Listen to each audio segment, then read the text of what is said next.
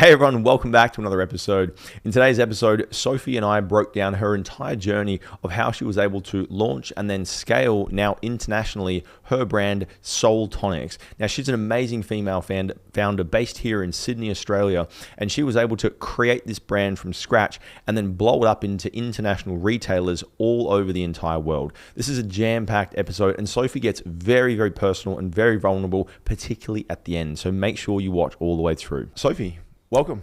Thank you. Tell us a little bit about yourself in terms of who you are and what you do.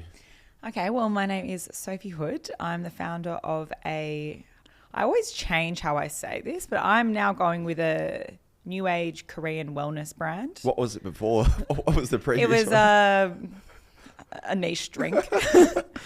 But I think now that I'm releasing more products, I think I can elevate that and, Nice. been on a few podcasts that I think, change it up. Of course. So a new age, next gen wellness brand, Right. with 2 hero East Asian tonics and a couple more to come and a few other exciting things in the portfolio. Nice. Amazing.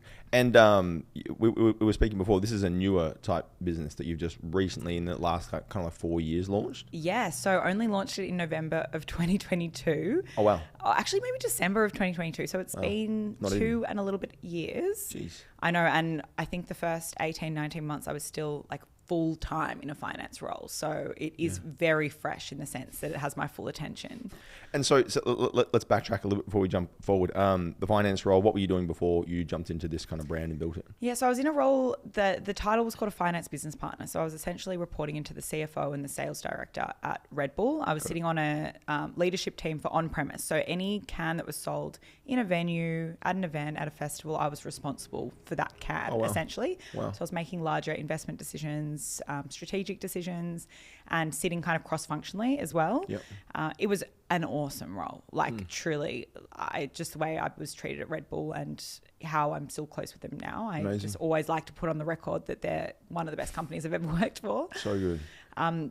And then before then, LVMH, and before then, EY, but very much in the banking side of EY, sitting at every major bank in Australia, kind of Westpac, NAB, CBA.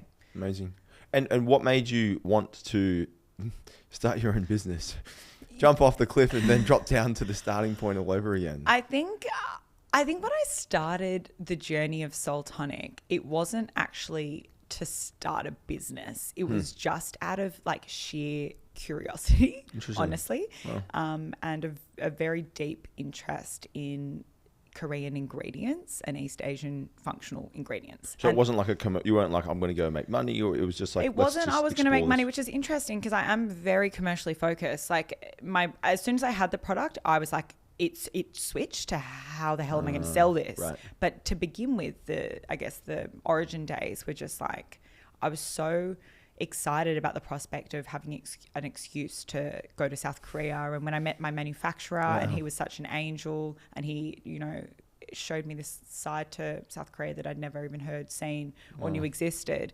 It was just so fun. Like, sitting a full-time finance role and then suddenly you're in South Korea being escorted around, niche areas of the countryside. You just can't believe it. So it started out of a curiosity and kind of a creative outlet per se.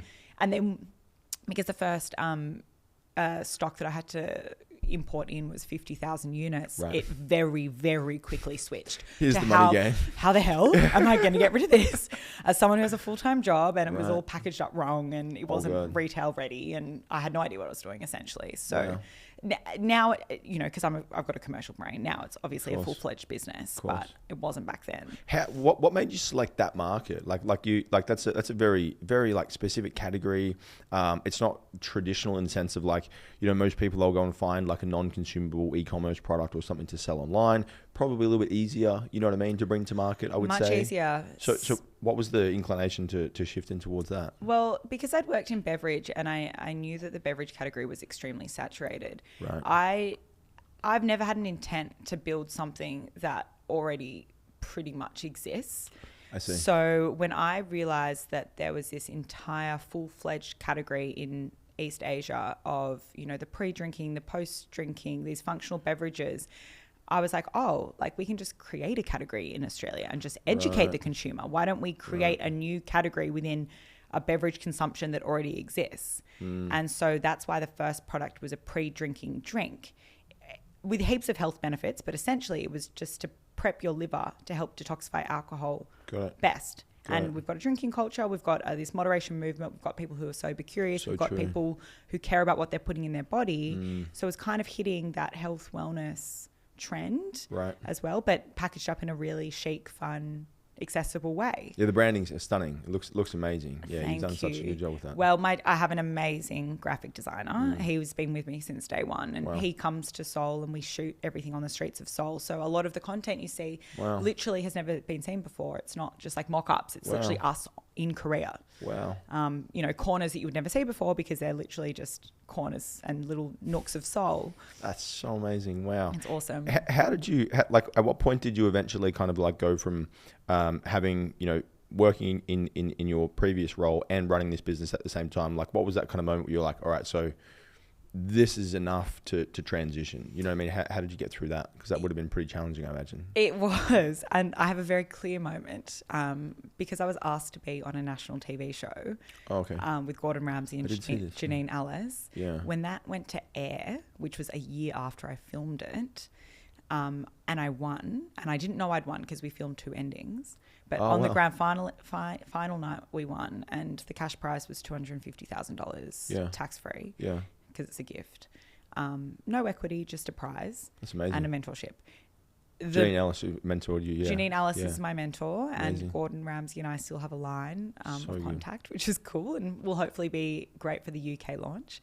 And the managing director the next day basically said, Soph, can you come into the office? Of course. Like they were very well aware of this business. Like I was already selling into Dan Murphy's for a whole year, sitting next to Red Bull sometimes in the Dan Murphy's. So it wasn't like a secret thing anymore? No, I did say to them at the beginning that it was me and my sister. I have this passion project. We're developing this thing in Korea, and they actually gave me this thing called Wings Leave, which is leave that they paid leave to go and pursue your passion project. Wow. So they were very across it. Like my sales director, he was even the one, helping me decide on some final designs, like early days. Wow. They didn't think that it would blow up, of course. Of course. Go and do that thing. Yeah, they're like, good for you. Fun. Like, Red Bull gives you wings. That's their whole ethos. Of course, So everyone was very well aware of it. And then when the show came out, of course, it was on Channel 9, prime time, 7:30 p.m, Sunday, Monday, Tuesday, Wednesday night. So they knew. So then when I won the money, the MD was like, okay, so just to be clear, you are always welcome to work here, just so you know. But we're having an issue with optics. Of course they are. And that's completely fair enough.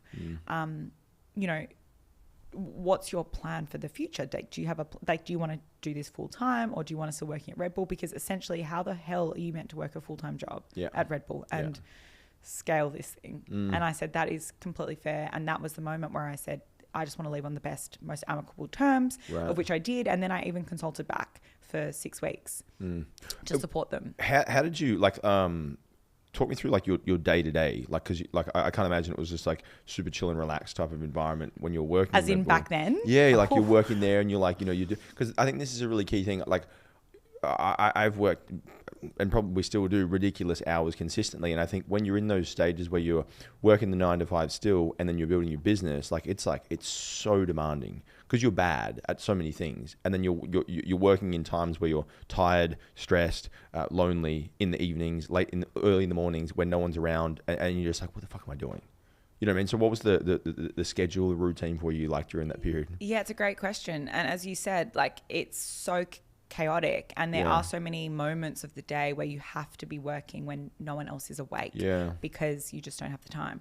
So I guess at that time I was living in a share house in South Bondi, and I was basically running the e-com side of the business out of my Bondi Beach garage. So I would never park my car in there. I would have to load it up with stock, and we were getting online orders as well, and I had to fulfill them myself. I didn't. So you drive around, do the deliveries? I'd do the deliveries. I'd drive to. At this time, I didn't even have a distributor. So I was driving to all the retail stores to do the deliveries, but then I was also doing the post office deliveries. And if it was, on the other side of Australia, I'd just send it in the post. Got it. Wouldn't drop it off. So I'd wake, and also at that time I was trying to scale the business into distributors and try to create efficiencies, all of which I had no idea how to launch a product to market, because everyone says, you know, you worked at like LVMH and Red Bull, like it's a product-based industry. That would have helped you so much.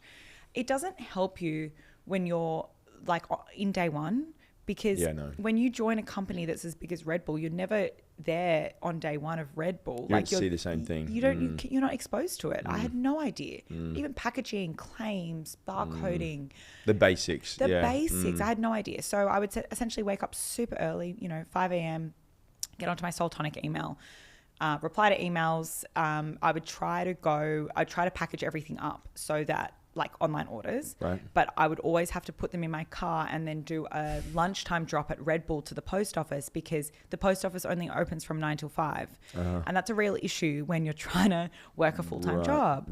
So I'd do a lot before, always go for a walk or Pilates or something. And then I would start my full-time job. And anyone who says that they're not working on their side hustle during their full-time job is lying. So I would all day be doing Red Bull work and Soul Tonic work, honestly, all day. And then I would be going to the post office at lunch, or I'd be going into new retail stores to sell in Soul Tonic. During lunch break? Yeah. And then after work would be the same. Right. What was driving you during that time? That's some demon mode. Like that's crazy. Like, let's I remember my friends were like, because it also was a new category. So everyone was like, what? There's not much validation. Are you doing? Like, No product market fit. Every store I was selling into didn't have a product. Like you had to educate them as to why they should actually sell this. Yeah, exactly. Like what even is the product? And I would just say to them, just put it on counter and it'll sell. And it just sold because it looked good. It's just like usually like rule 101, always enter into an educated market that knows they have a problem. You're just like, fuck that. I'm going in. I'm like, you guys have a problem for sure. You guys have issues. You need this product. Yeah, wow. Just it works. Like it really helps. Like I can't even have a glass of wine if I don't have something first or after. It's like, you know, it's like a bioabsorbable hydrolyte. It's epic. It works well. What was driving me during that time? I think sheer like, I don't think I knew what I was doing. I think it was just a giant experiment.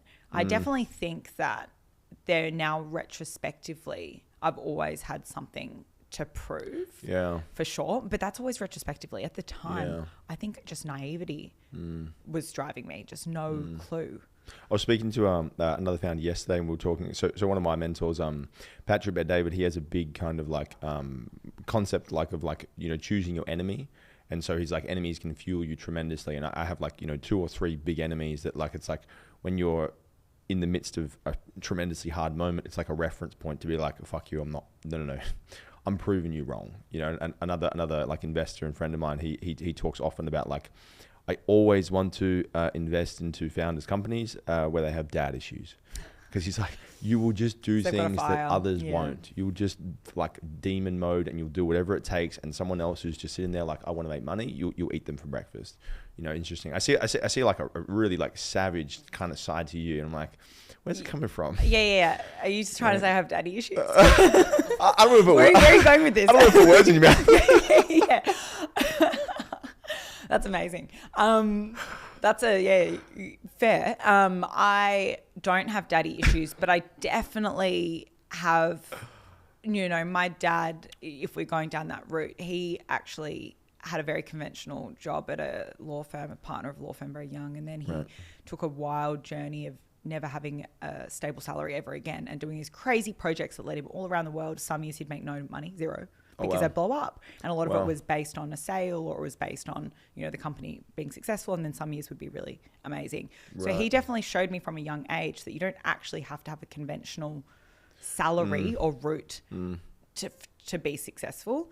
And then my mum, super moral, like lawyer as well, like always had a salary, you know, and then that always made sense for her. But that being said, when I launched this, both of my parents, despite being like, yeah, go for it, we're also like, what the fuck? Like, do you want to do this? Do you want to go down this route? Like, what's the point? Yeah. And to be honest, same as my friends. My friends were like, what are you doing? Like, this is so random. And I think that was enough for me to be like, no. Trust me, I'm onto something here. Oh, well. This will work. So you saw it as like a catalyst to push through, as opposed to feel that pressure and be like, oh, I don't know. And I had a really good extended network, like a social network, and I was hearing rumors of people, you know, talking about me, and that definitely made me feel like, you know, I'm going to prove you wrong for sure. And the irony is that all of those people now are like the ones who are like, oh, like I knew Soph when I was growing up, blah, blah, blah. And I hate that. I hate when people aren't with you through the bad times. Don't come crawling when the good times are rolling. So true. I have so many stories I can share around this. I'm like, which one's relevant and which one's not going to piss people off that listen to this? Well, yeah, I always get worried about that too, with my friends being like, was that me? If they listen to these things. I think one story that I can share about myself. I remember when I was like first like going to launch a business. I was watching like a webinar online. This is probably like 8 years ago, and I like watched this webinar, and I was about to buy like some program or something at the end of this webinar, and it was like $1,400, and I was like, I'm not going to do it because I'm just so terrified about what people will think of me. Like my friend, my housemate probably will be like, what are you watching? What's those videos? Why are you doing that? Like, why don't you just keep working your job? You know? So it seems like you're able to kind of push through that pretty quickly in terms of like the social pressure. I think I've been good at that. And I think I've been good at wanting to, you know, prove people wrong. And I've always been a little bit rebellious, and I've always been a little bit, not confident, but yes, confident. I've always had a bit of an innate confidence in myself. I was a bit of a rebel at school in the sense that like I got really, really good marks, but I would do all the study when my teachers wouldn't see me working. So what they would see is this like girl in the back playing Tetris, and then I would do all my work after school, but on my conditions, on my terms. Wow. And then I would come in and top the subject kind of thing. Wow. And they would be filthy at me. Wow. So there's always been a little bit of that going on. Right. What skills would you say that you've like through, you know, starting the business through to like that initial early stage, which skills of yours would you say really helped you to be able to actually get to that stage where you were able to actually transition out of the job?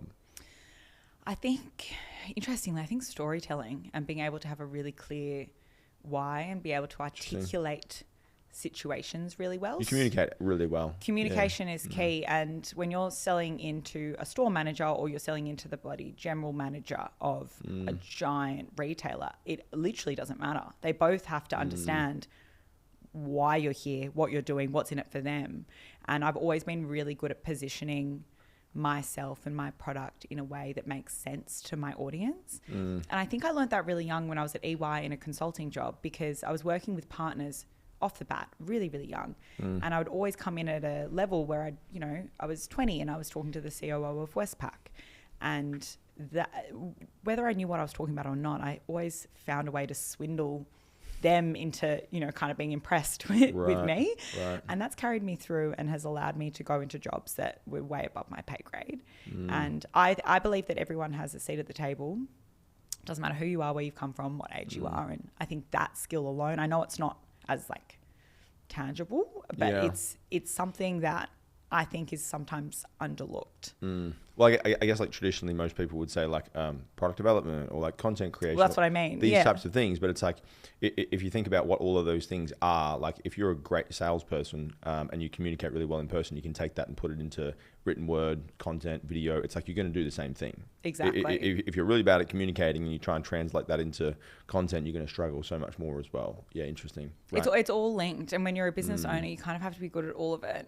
And you need to be able to have the vision and to be able to package things up in certain ways and be agile. And depending on who I'm talking to, things change, and be able to think on the spot. When you're like, say for example, that moment when you're up with Gordon Ramsay and Janine, Allis, are you scared? Like, I think because I watched that video and I'm like, yeah, like bam, bam, bam. I was like, you just like absolutely just ripping. It was very, very, very good. Like, scared? Like, what was happening? There are moments that I'm definitely scared. I think going on a national TV show, which wasn't just a one and done. It wasn't just a Shark Tank. It was like a 5-week show of elimination rounds. So it was a full on thing. Episode 1, I was definitely very, very nervous.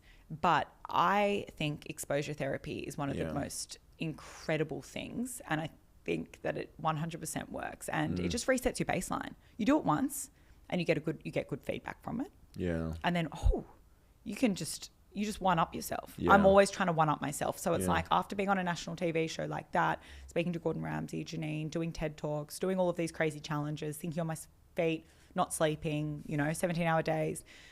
How does it get scarier than that?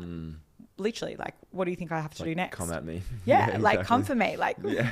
You know, what's the internal dialogue when you're there and you're like, you know, having some fear and you're like, okay, like I'm freaking out, I'm nervous, my heart's racing. Like, how do you process that and then still move into like get the best outcome? I really just try to calm myself down. I don't have like crazy tactics or anything. Right. I just like speak to myself, like deep breaths, calm myself down, like, and just hype myself up at the same time. Like, you've absolutely got this. Because as soon as doubt starts creeping in, like, oh my God, like what happens if I choke? What happens if I forget my words? What happens if blah, blah, blah, blah, blah? Then that kind of happens. It's kind of a form of manifestation. Like if you tell yourself that you're going to kill it, you're going to go in with the right mindset. And if you don't kill it, who cares? I always let myself fail. And I think I try to put myself in environments where people are okay with failure. And those, right, interesting. Yeah, and other people that tell me that it's okay to fail, it suddenly the environment becomes very comfortable. Yeah. What are some failures that you've had, or what are some things that maybe stand out in terms of like failures you've experienced? Oh, I've had so many in the business. God, like just I run at a pace that's so fast that I often don't like think things through. So I make decisions too quickly sometimes. And I think that's why I've been able to scale. Yeah. But I think it's also been extremely costly. Some really, really bad mistakes around packaging and production and barcodes that have cost me tens and tens of thousands of dollars really early on. Because you're just going too quick. Because I'm simply just not reviewing things properly. Right. Like I've just made little mistakes that, you know, legislation mistakes, like food standard codes mistakes, like claims mistakes, because I'm just like, it'll sort itself out. Like it'll be fine. Let's just approve it and like, let's keep moving on. Got it. So many. But a lot of that has come down to time pressure as well. So at that time I was still working full time. So I was making these, and as you said, like, you know, you're really tired, you're working in the dark. It's like, you just want to get things moving. Yeah. And I always think I never want to be a blocker for the next thing. So I'm like, I just try to move things quite fast. Right. Interesting. So are there any particular like failures or areas that you were like, this is like, I don't even know if we're going to make it through this. Like, this is like, we're almost at the end here. Well, I don't think like that. No. So unless I'm literally bankrupt, I will not think that we're not going to make it through.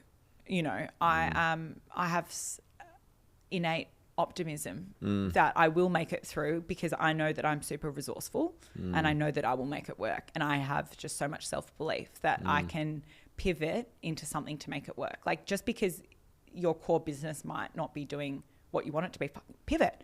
What else is going to bring in the revenue? How can you make some quick wins? What's low-hanging fruit? Like, you know, what can we cut? How do you get to that state? Because I'm like listening to that and like, fuck yes. You know what I mean? Like me right now, I'm like listening to that. I'm like, fuck yes. But like when I was like, you know, early stages starting out, I was like full of doubt. I had no track record. Yeah. You know what I mean? Like the track record was zero. I had like all of the evidence of you had no reason to, right? to I'm like, feel like this. This lemon tradie that had no idea. And I'm like, okay, let's go build a $1 million business. Yeah. And there was like every example for me to be like, okay, you're going to be a drug addict. You're going to be a loser. You're going to be a failure. Everyone's going to hate you. And there's no reason for me to be like, yes, you should in fact believe this new potential future. So how are you able to be like, I don't care about bankrupt, let's roll. You know what I mean? Like, it's a good question. I don't know. Yeah. I think it would have to be a combination of things. Definitely the family environment I've been brought up with. We're going back to that again. I think so. Like my positive daddy issues. I think that.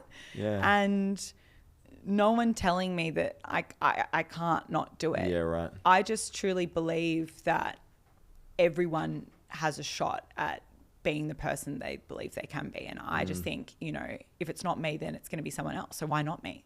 I always come back to like, why not me? So I don't know where it came from. And I think, you know, maybe I will be filing for bankruptcy sometime and you'll be laughing at this. And that's when you should clip up this podcast.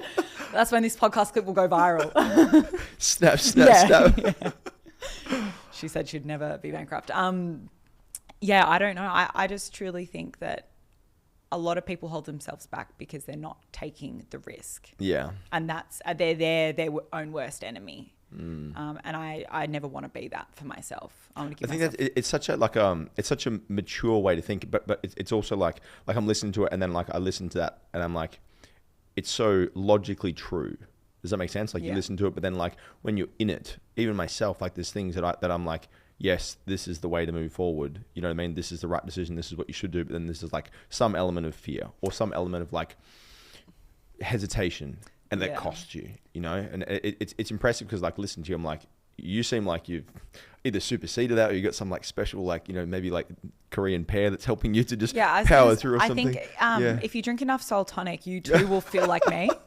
And click the link below. No, literally, like there's something in the formulation of all my tonics for now and forever that will just make you feel like me. So you should probably start drinking it. Let's talk about the actual tonic itself. So it's talk to me about what it is, how it works, like the formulation. Yeah. So the original tonic is a Korean pear tonic. It uses 2 ingredients. We've reformulated actually with red ginseng, which is an incredible ingredient. Got it. So I've been working with my manufacturer who's been a pear farmer for like a generational pear farmer. He inherited one of the most high quality farms in the South Korean region, and he developed with his grandfather this extraction method where they boil fruits, roots, herbs at certain temperatures, and they extract the nutrients out of the skin. Got it. And so often the nutrients of certain, I guess, fruits are sitting in the skin. Right, yes. And not just when you juice them, you lose them. So he has this like patented extraction method that I've tapped into and have developed bespoke formulas with him using this method. And that's what's really special about the product, is that it's linked to him and his culture and his heritage. And he's educated us on the nutrients, and in combination with a food scientist and my neuroscientist, the bioabsorbability of these fruits and roots and how they actually impact the body. Right. So essentially the first product had 2 full Korean pears in it, extracted, and Korean pears are 500 grams. They're huge. Oh, wow. They are massive and they cost a fortune. Like some of them are being sold for, $50+ in Korea a pear, because back in the day, a Korean pear was just reserved for the king, for royalty. It's like some of them are in this like gold packaging, and you give it as like a sign of respect. And it's this incredible fruit with all of this like culture and heritage and history with it. And so to be able to extract all the nutrients. So 1 pouch of Soul Tonic contains 2 Korean pears and red ginseng, which is around 250 milligrams of bioabsorbable potassium, which is more than a lot of hydration sachets. But it also includes an ingredient called DHM, which is naturally occurring. And that helps detoxify naturally alcohol in the metabolism. It's a really amazing liver ingredient. And then red ginseng's incredible for blood pressure. It's anti-inflammatory, stress release, natural energy. So it just sets your body up so that when you drink alcohol, it supports the bloodstream, essentially. Got it. So you drink the drink before you drink? Yeah. And then anything afterwards? You don't have to, no. All the science and all the science journals and the CSIRO reports are that if you drink it before alcohol, your hangover symptoms will be reduced by like around 30+%. Right. Okay. Interesting. I thought it would always be something that you drink after, like recovery wise, but before. Well, I have a recovery tonic for after, but it's Yeah. using apple cider vinegar and ginseng more for reducing acidity in your stomach naturally. So instead of leaning towards a Powerade or a Gatorade, which is genuinely full of crap. Exactly. Yeah. Talk me through the process of like the distribution of like getting this into retail, because like. I've worked with one client before in terms of like him getting it into alcohol stores specifically. This is a little bit of a different product. He was developing like a RTG or RTD type of like canned alcohol. And he was like insanely challenged by the idea of like the margins, how much they take from it, the difficulty, the quantities, like scaling demand in terms of they'd be like, all right, well, we want X amount, and then you're going to have to fulfill on that yourself as a business. So it's like, how did you get through that whole process? I'm really curious to know. And all of those questions and issues that he has with scaling his RTD are exactly what most product-based businesses deal with when they go into major retail. Was he trying to go into a national retailer, i.e. like a Dan Murphy's? I think it was like Dan Murphy's, BWS, those types of companies. So the way the kind of landscape is split is we're run by duopolies in Australia, and then we have a lot of independent stores. Right. So when you go into an independent store, your mum and dad store, your like bougie grocery that might have 10 stores, not 1,000. Of course. they're much easier to deal with because, the forecasting is really easy. You know what their rate of sale is going to be. You're not really going to run out of stock because there's not that many of them. Sure. But they're very difficult in terms of compliance, meaning that the restocking, the cost of doing business into independents is very high because you're not getting much stock out of them, right? Because they're selling less than if you're going to a national retailer. So then you want to go into the nationals, and then that's a whole thing. There's range reviews. You can only go in once a year. There's 6 to 12 month processes of going in. Often they want to trial you for a year. You have to have this huge case. There's promotional calendars. There's promo things. You have to drop off into the DC at certain time slots. There's all of this stuff, right? It is really hard to get into a national retailer because if you go in, something comes out. That's essentially how it works. And the category manager... As in I have a fixed amount of spaces and it's like something else needs to get dropped out for you to go in. So there's category managers who you have to become close with, and they determine what goes in and out of their category. And they do these range reviews once or twice a year where they review the entire range. And if a new product's coming in, they're literally taking something out. Right. So you have to go into these range reviews in that context, being like, how are you going to grow the category? How are you accretive to category? Are you an impulse? Is your margins better? Is your product better? You're literally fighting against everything else in the category. So that's the mindset. And I've always been really good at positioning the product and understanding what I'm bringing to the retailer. So we went into Dan Murphy's within 6 months of launching, which is crazy. Wow. Was this because it was like a quite a unique category? Like it was different? Yeah, because it was growing a niche category. They saw the trends of health and wellness, people drinking less, people more concerned about what they are drinking. Of course. It's an impulse. It had good margins for them and it looked good.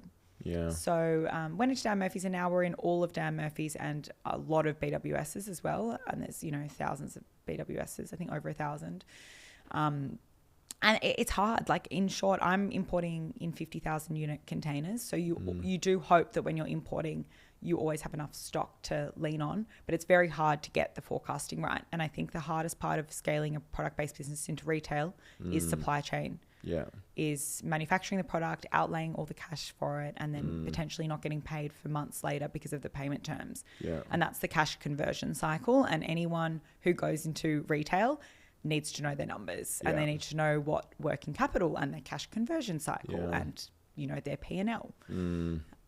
So coming from the finance background probably helped a little bit there. That did help. At least helped me think that I should be across it. Yeah, of course. Yeah. So different from like the e-commerce, like direct to consumer. You sell a day or two later, you get your cash back. Which is profit, amazing, which is why I'm like, I should be scaling more in e-com for sure. What, and so you have like this like longer cash conversion cycle. So like you're distributing a lot of product into, like stores, and then like you get cash back in like 3 months, 2 months? Yeah, so I have 6 distributors in Australia to service different levels of stores now. So I have like a health food distributor, and that's where we'll show up at your Go Vitas, your Dr. Earths, your health food organic stores. Then I have a premium grocery distributor. Then I have 2 of them. Then I have 2 liquor distributors. And then I go direct for Woolworths and direct for Dan Murphy's into their DCs through my warehousing situation. So I've definitely built a bit of a network now from what I started, which was me just in my little shitty Yaris driving to mum and dad stores, selling it in individually. Knocking on doors. Yeah. How helpful was it in terms of your communication skills? I'm guessing that this has really helped you to get to where you are right now. Oh yeah. Like if I didn't go through that like awful process of, selling the product in one by one into these tiny little stores, I would never be where I am today because I just believe the pitch is the same, but it's just a different audience. True. And so if you think you're above, talking to a store manager at some random store that you've never heard of, then you're never going to be successful in retail because so much of success in retail is to do with the store managers and the staff on the ground and how much they believe in you and the product and they want to sell it. Talk to me about that for a second. So you mentioned like if you think you're above, so I think sometimes founders, entrepreneurs have a little bit of that tendency to be like, oh, like I'm above this. Of course. I've solved this already. Why am I still fucking doing this? Why am I still fixing this problem? Fully. Have you experienced that? All the time, every single day. There are so many things that I do now that I'm like, I cannot believe I'm still doing this. Like but then I check myself. Like even invoicing direct stores, I'm still doing some online orders myself. Right.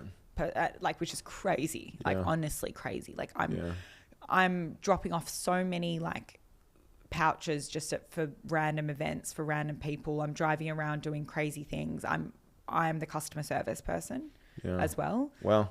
Still. Wow. Yep.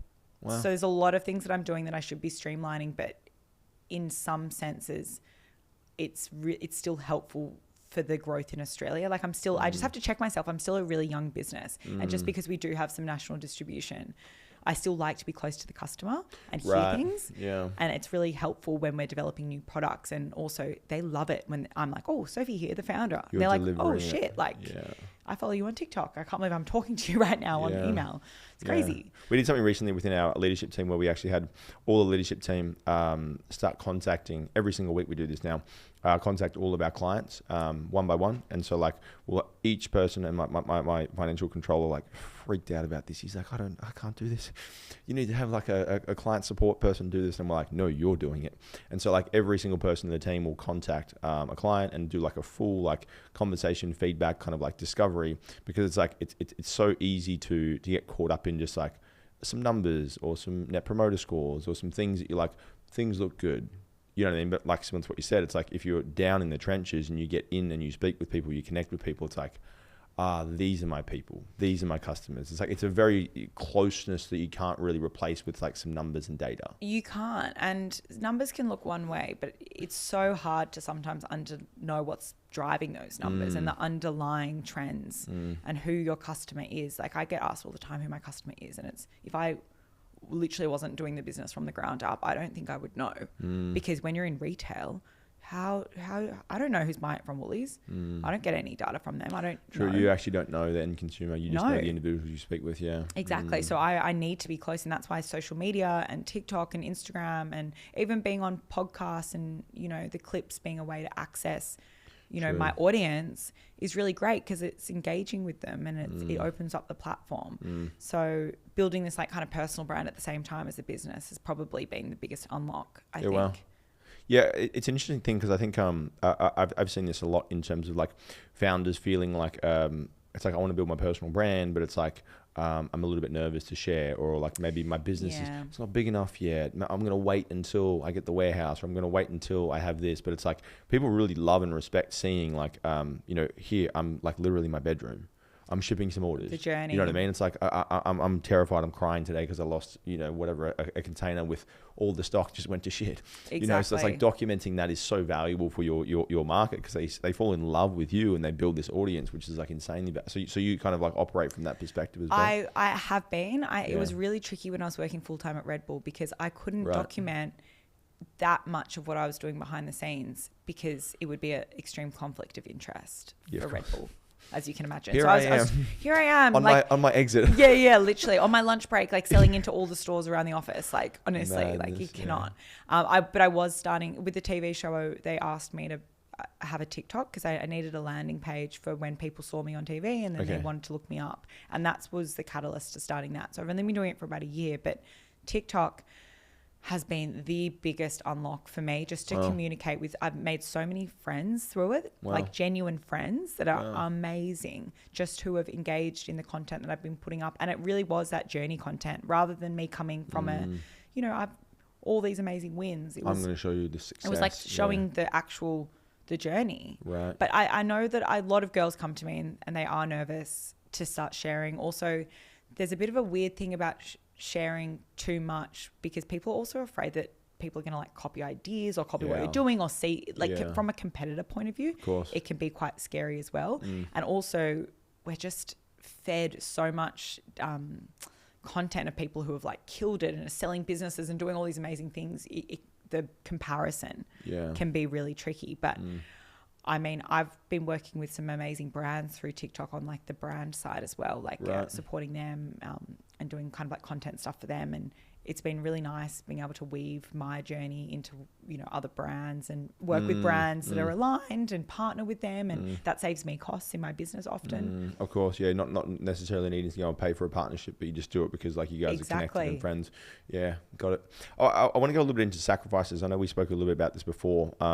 I can imagine there's been some sacrifices over the years in terms of like things that you maybe had to let go of, people, maybe events, family goings on. Are there some particular things that come up that you've had to not participate in? Yeah, lots. Definitely socially wise. I was one of the most social people, like honestly, in the world. Like I was just always like running around everywhere. I just love people. Like I find people so fascinating, and I get a lot of energy from a really, really good conversation. Yeah. And I still do. And, you know, even having this conversation right now, like I always feel really positive after having a good chat. But that had to go. Like it literally, the partying on the weekends, the randomly having like a big night for absolutely no reason, the weekends away, that all went. I was very lucky to start dating my boyfriend kind of during it, and he's just been so supportive. But had he not been so supportive, I wouldn't have had time for a relationship. Like I didn't have time to like properly date at all, like go on dates. Like that just wasn't a thing. But I think the biggest sacrifice, and I've always been really happy with myself for having really good mental health and not much anxiety. But I think I have developed some anxiety now. And I think my mental health has definitely deteriorated a little bit just because I've been under such extensive stress for such a long period of time. And I can feel it in my body. Like my cortisol's really high. I run on fight or flight. Yeah. I find it really hard to relax even when I put myself in recovery environments. Yeah. It's really hard for me to switch off. And I think that personal toll has actually been the worst thing that's happened to me. It's like your mind's like, I was literally having the same conversation earlier this morning. It's like your mind is like, you should relax now, and your body's like, no, like I'm going to war. Fully. Or I'm doing something, or like, no, I'm not sitting down relaxing on the couch right now. I need to crush an attack and literally, do something. It's fully like I am going to war all the time. Yeah. Like my body's like braced. It's like always like, it's like I'm not breathing. I know exactly what you mean.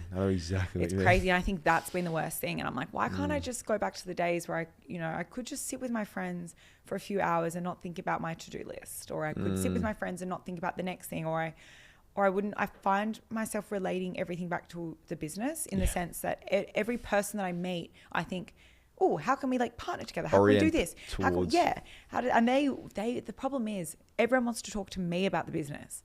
Yes. And that's the issue I also have is that because I am doing because I am out doing all these things, when you talk to your friends that have just got that corporate job with not all of these crazy things going on, they don't want to talk about their corporate job. They're like bored by it. They're like, oh, I don't care about my job at Westpac. Like, let's talk about you. Like, you're doing all the cool things. I'm like, I'm sick of talking about me. Yeah. Like, I want that normal exchange, conversation. action, stimulation back and forth. I think it's one thing that I'm constantly struggling with is just like, and I've gotten a lot more ruthless with, I would say, is just like, if I'm not feeling stimulated by people or the conversations I'm having, I'm just like, I'm not engaging. You know what I mean? It's like, no, I'm not going to go to that thing. And my wife and I will have arguments sometimes about it because it's like, we have to go and see it. I'm like, I don't have to do fucking anything. That's a really good point. I think there's a lot of these like societal rules about we should be seeing X person X amount of times. Correct. And we should be going to that event just to show face because they've done that one thing for us a year ago where they attended our thing. Wedding.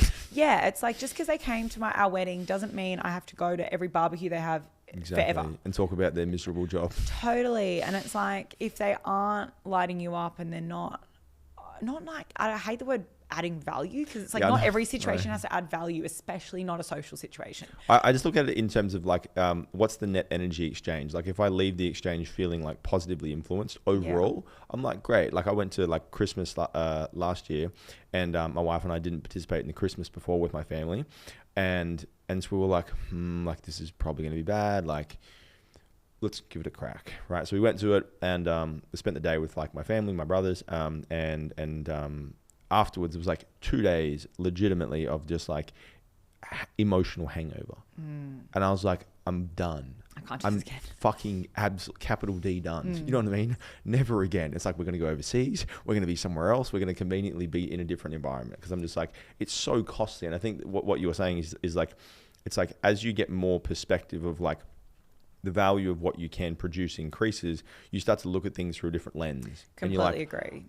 So it's not that me down here respectfully making 100 grand a year or 80 grand a year is just going to say yes to all these things. It's like, now as my business grows, as my value grows, as my time value grows, it's like, I actually don't want to participate in those things. I think it's the time value, but it's also the people you're exposed to as you grow a business. So, well, you would know, as you're growing a business and it gets bigger and bigger, you're just exposed to more and more incredible people that do inspire you. And when you come from that level of talking to those people and then you go back down to talking to other people that, you know, maybe you could just tolerate, that shift is really, really big. And then overlaying being time poor and having to be really strategic about how you spend your time.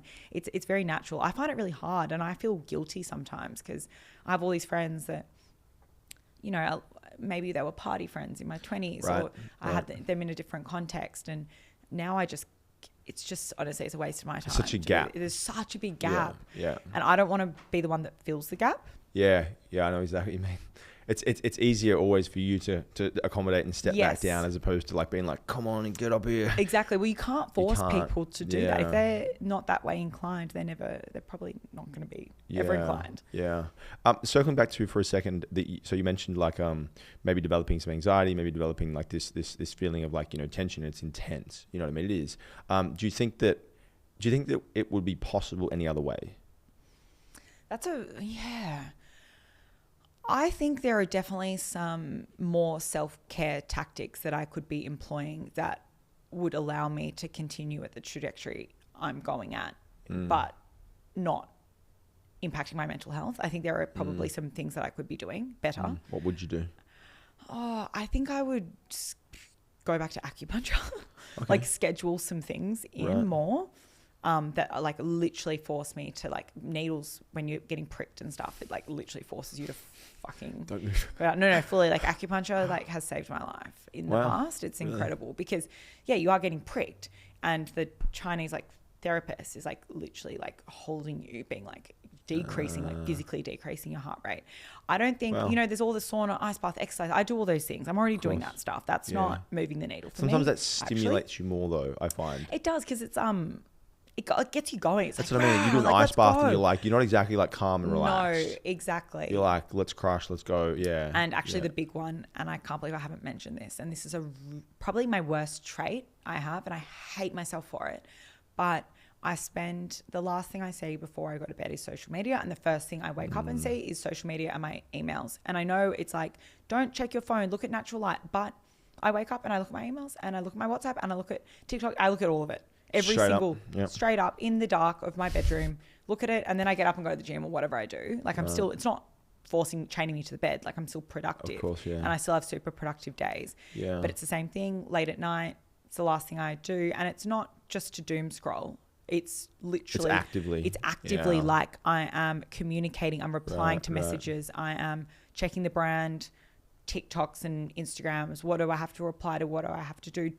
Sometimes it's my only time to post as well. So I'm actually actively posting. I don't know how to stop it, because when I'm busy during the day running to meetings and that's my only time to be on it, I don't know. But then I know because every single podcast I listen to, every doctor, every scientist tells me that it is so bad. It's like all the stuff that's going on in your brain and how it sets you up for fucking disaster. So that's my worst trait. Right. I do it every night, every morning. Right. Well, fail. At least you're aware of it. I mean, I don't know if that's much to do to solve it, but awareness maybe is, I don't know. It's hard with things like that, because I feel like once you develop, especially something like social media, once you develop a little bit, and then it's like it does something for you positive as well. Like you said, it's not that you're sitting there like doom scrolling. You're sitting there actively producing something. You know what I mean? So it's I'm editing, or I'm doing correct. something. It's like, so I'm doing something that I know is wrong, but it's giving me something positive, and I'm seeing the benefit because I'm, you know, getting some active communication. People are hearing back from me. So it's like, if you were doom scrolling and just doing that, maybe it'd be easy to be like, let's put this down.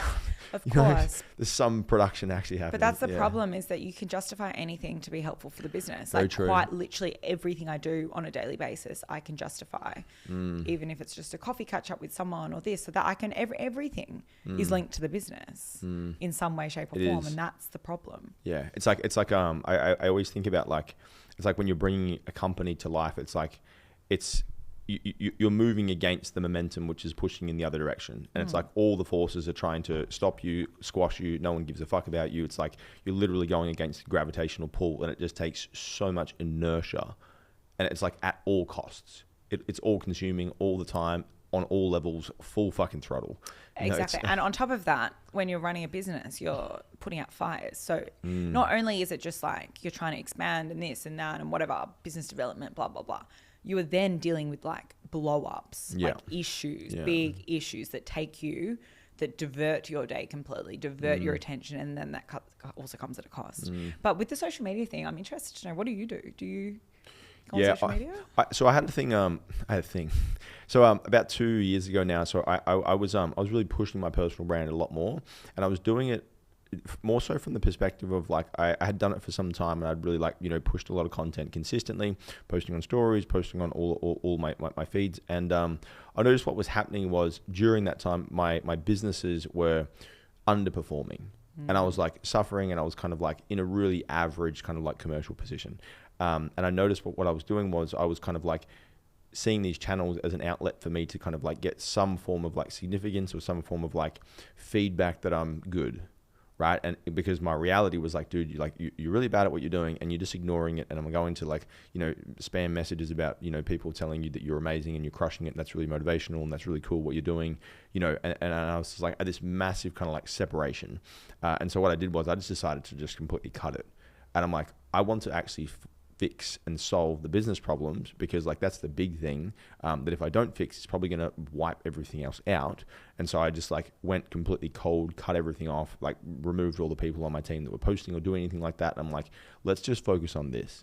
And so I almost have this little bit of I'm kind of getting back into it again now, and I'm like, there's like this like PTSD response where I'm like, let's start posting content again. And I'm like, don't be too, you know, get off that thing, dude. Don't be replying to the DMs. You know what I mean? And I have this like relationship where I almost consider that this content creation, anything in this space, I'm like, this is not work.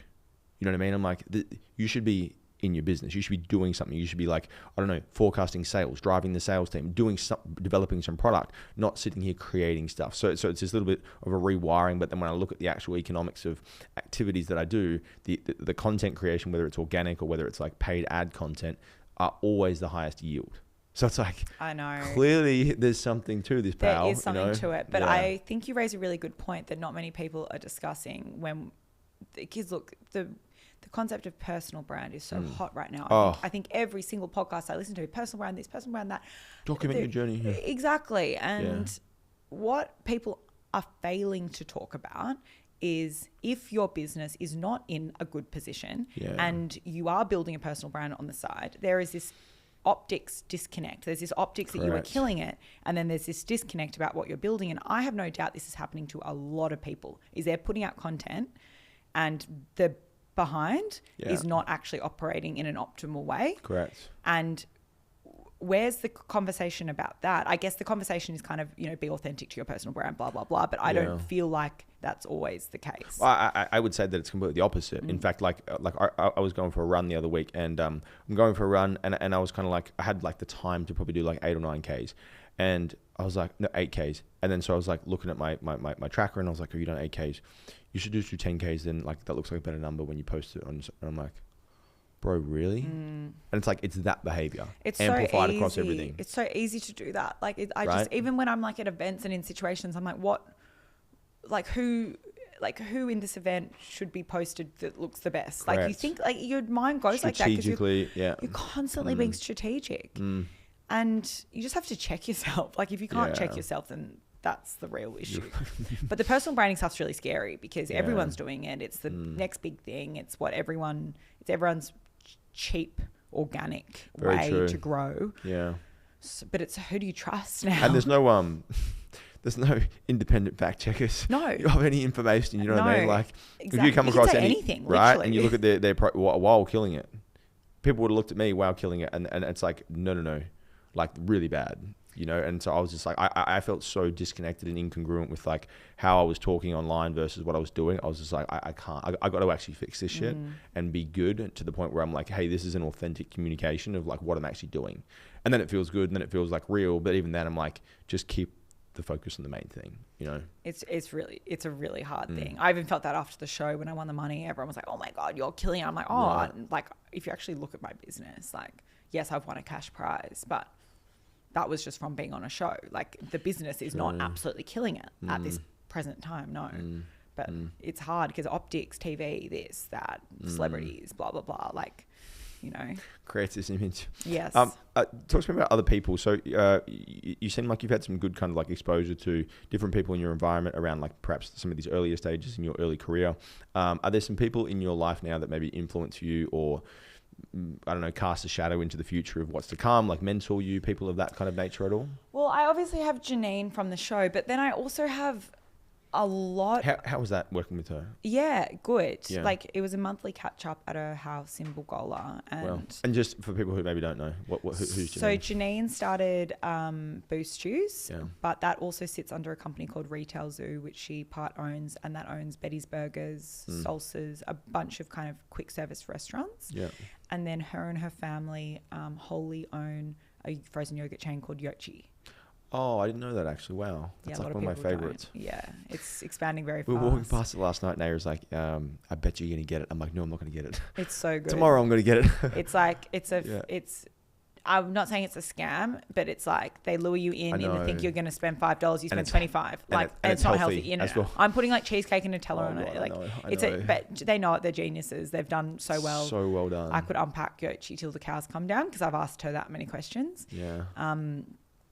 She's been incredible, but she's definitely been there, done that kind of thing, a mentor. Like, so she makes everything that you're going through feel quite small, which is really good because it means that like nothing I'm going through is original and it's really nice to know that. But there's definitely more people that are just more in growing businesses a bit ahead of me that have been really, really useful. And particular like distributors that I've leaned on as well. And I've had some, you know, amazing connections in the US of people that have been really helpful and really generous with their time. And the US and Americans are kind of like master connectors. Yeah. So you might not have one specific mentor, but you might meet up with someone like 4 or 5 times and they'll connect you with the next person and the next person. So I've had a lot of that and a lot of people really wanting to support me. And I pay it forward. I mentor nice. a lot of people myself as well. Nice. And I'm really big on, you know, creating a really positive like founder network. Yeah. So people who are going through it, whether it's a little bit earlier or a little bit later stages, I have a lot of those people to lean on, which is fantastic. Yeah. I find that it's like relevance is really key. You know, like similar to what you mentioned with Janine, I have a mentor and he does like, I think he's like worth like $500 million now. And it's really cool to have conversations with him because he's like, the expansion of the think is just like so much larger, you know? And so like similar to what you mentioned, everything that I'm doing almost like by extension seems insignificant or seems like it's just boring or I'm like, whoa, okay. Like, and it really forces and compels you to play the bigger game. But then it's like after those meetings and discussions, you're kind of like, okay, so what do I actually do? Yes. Like what's the like actual next step? Correct. It's like, how do I integrate what you've just said, all of this amazing, like high level, you know, context? I know. Sometimes high level context can be difficult because it's really hard to digest sometimes. And sometimes, look, I get told stuff all the time of stuff that I know that I should be doing, but it is just hard to act on it at this time within the context of a business right now. Yeah, of course. And they're genuine things. Like, it's not like, it's like, I definitely should be doing that. Yeah. I definitely should be doing that as well. But it's like, where's the space? Where's the capacity? I can't do it all more. I definitely know that I should be hiring a supply chain person. Like, I'm fully aware. But like my supply chain issues keep changing like scope. So I'm not ready to, you know, there's things that I know that I should be doing and I'm working towards them. But definitely people to lean on just to validate things like even contracts, costs, Yeah. distributors, relationships, like that's where it becomes really helpful. What are some of the current things that you're like facing, battling at the moment in terms of like challenges?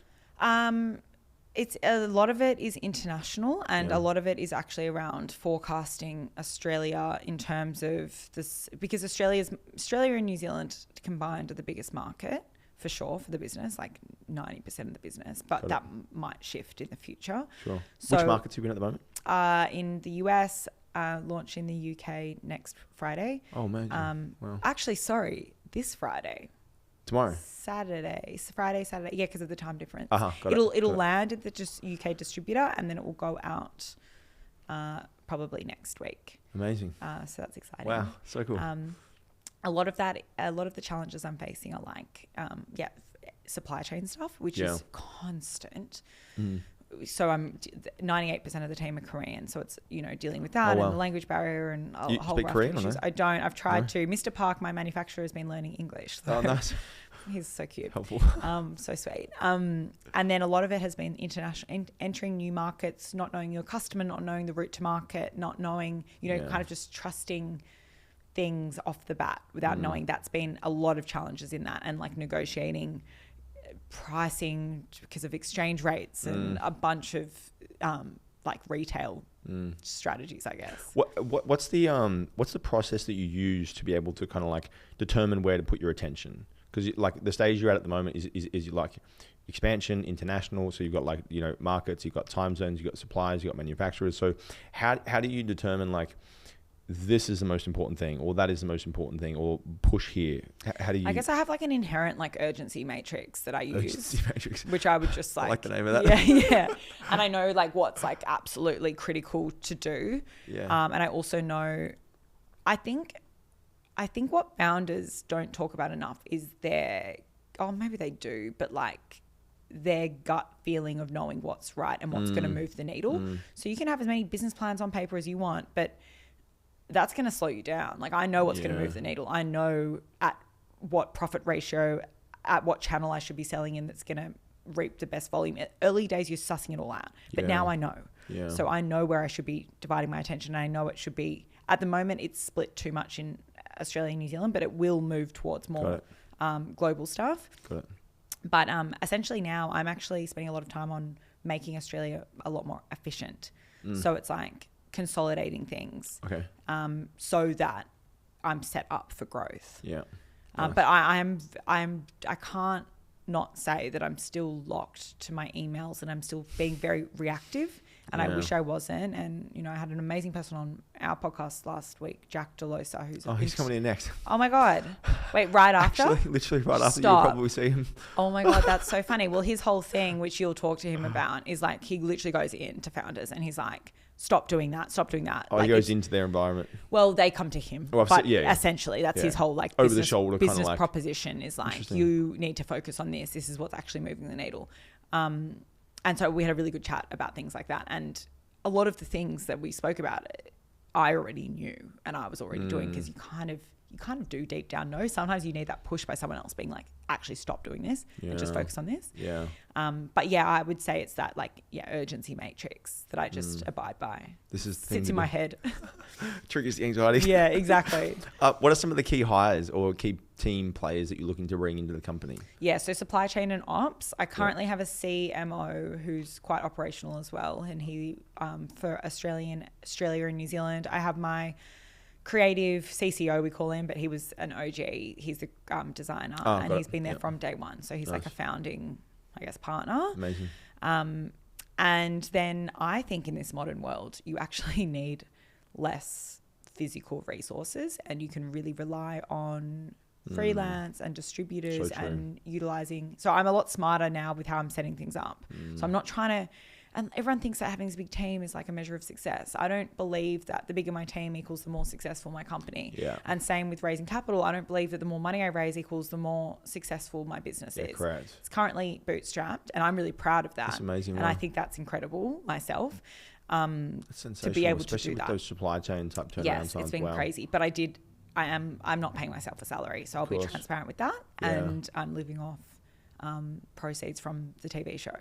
But it's like, that's just what you do. You have to do it. Like Otherwise I don't want to send the company broke before it even has a chance to grow. Exactly. Yeah. So I am obviously sacrificing a lot. I moved back in with my parents' apartment so I could save cost on rent. I love that you're saying this. I love that you're saying this. So epic, so honest. Yeah. Really, really, And really I cool. literally I don't really buy new clothes anymore. There's all of these things that I don't do. Yeah. And I am conscious of where my money is being spent because I kind of have to be. But it's also I have this analogy of just you've got a growing child, and it's do I want to take food away from the child and malnourish the kid, or do I want to give it everything so it has the best chance to actually grow up and be strong? Exactly. And so, yeah, that's amazing. Wow. Was that challenging to do?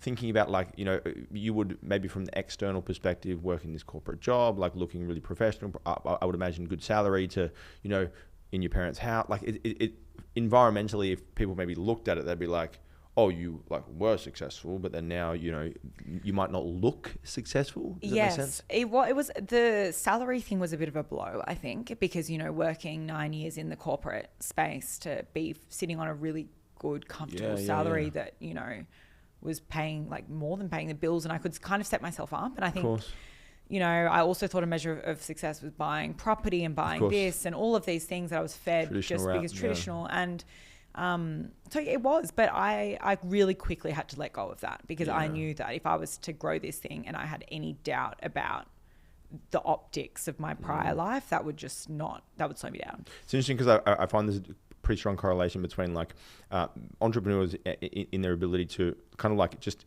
adapt to the environment. You know what I mean? It's the longer that I'm in a new environment and I'm kind of holding on to the past or holding on to something else and being well, this should or this should not be, or it's it just fucking is. You know what I mean? Just figure it out or die, essentially. And it's just it seems like you've done that. You just jumped in, figured it out, or you're in this stage where you've had to make more sacrifices. It's I'm good with it. Exactly. Let's roll. And I think that's that's just part of who I am. Yeah. And also you just reset your baseline again. So you just get used to it. Exactly. And it makes it very difficult for people to beat you, genuinely, because they're not prepared to take that kind of cut or take that sacrifice. Yes, there's a lot of people that wouldn't do what I've done, for sure. And I respect that for them as well. I don't think that everyone should be out there doing this either. I don't think that would be a good society. What would you say if you were to, maybe just pull a few of the key things out that have contributed to the success so far? Would there be maybe a few key highlights from a overall this and this, maybe 2 or 3 key strong maybe pillars overall that you feel have really helped? As in moments or kind of character traits? Character traits, maybe skills, but more so character traits. I think the biggest character trait I think is resourcefulness. Yeah. And being resourceful in every situation and squeezing the nth degree out of everything and not just when you're early days in business, it's really hard to negotiate. And I think you have no leverage. You have no leverage and you don't know what you can negotiate. Yeah. And I think being resourceful and trying to ask for things in ways that doesn't feel like it's just a negotiation, but trying to get more out of the other party or get more out of the partnership or the retail or whatever it is, the payment terms, whatever it is, and thinking outside the box and doing things that, might not be in your remit. I think I have a lot of skills that I'm okay, that's a good developed skill of mine. But then most of what I do on the day-to-day basis are not developed skills of mine. They're things that I'm just doing out of necessity. On the fly. On the fly, you just have to do and you have no idea what you're doing. And I think being prepared to do that has probably been the biggest thing. Because I'm just constantly doing things that I've never learnt to do before. Yeah, confidently. Yeah, well... Seemingly, anyway. Yeah, to the naked eye. If people were to borrow, say, one belief from you, because I think there's this concept, and the guy I spoke with yesterday, he mentioned this, and I thought it was amazing. He's like, I'm always looking to Richard Branson, for example, and I look at his view of the world, and I look at his belief around the way he structures all of his executive assistants around him to interpret all the information, so he doesn't need to see anything, right? So are there some things that say if you were to take a belief from Sophie and install it in somebody else, what would be one thing you'd be believe fucking this? Well, this might be a bit lame, but it's to believe in yourself. Yeah. And I think that's very Sophie Hood coded. It's if you don't believe in yourself, no one else will. And I know that feels so generic, but not many people actually, I think basically what's holding most people I know back in my network is always themselves. Yeah, absolutely agree. And so, you know, you spoke about, you know, early days, you might not have had that confidence off the bat, but like, why not? Like if it's, I just think, why not me? If it's not me, it's going to be someone else. So everyone deserves a chance. So believe in yourself until you have a reason not to. Yeah, that's great. What's the future hold? What are you excited for in the future? I'm very excited to launch new products in a space I'm really passionate about, still under the same umbrella, but something that's really close to my heart and stuff I work with my neuroscientist on, which is awesome. Nice. And just seeing the product on the global stage, seeing it in some amazing retailers. We're already in some incredible stores, but just seeing it, you know, seeing it in London, seeing it in more of the US, and fingers crossed eventually like a Whole Foods contract or something like that. Yeah, wow. And conversely, what are you maybe a little bit nervous about or fearful of in terms of the future, what the future holds? Might sound a bit personal, but I just turned 30 and, you know, I'm at this like growth stage, but I've also got like a body clock going on. So I'm just a bit worried about how I'm going to balance the next, you know, 5 to 10 years of everything happening. And that's probably my biggest concern. In the back of your mind a little bit, I can imagine. Yeah. Yeah, wow. Thanks for being so vulnerable. Yeah, I appreciate it heaps. Where can people connect with you? What's the best place for people to connect with you if they want to learn more about what you do? And definitely the personal stuff. TikTok and Instagram is the best. Probably TikTok because I share a shitload there. Got it. Otherwise, like if you're like LinkedIn, obviously. But Sophie Hood, I've Sophie Hood on all platforms. Amazing. Won't miss me. Amazing. Thank you so much. I really appreciate it, Sophie. Thank you. I loved the chat. Thank you.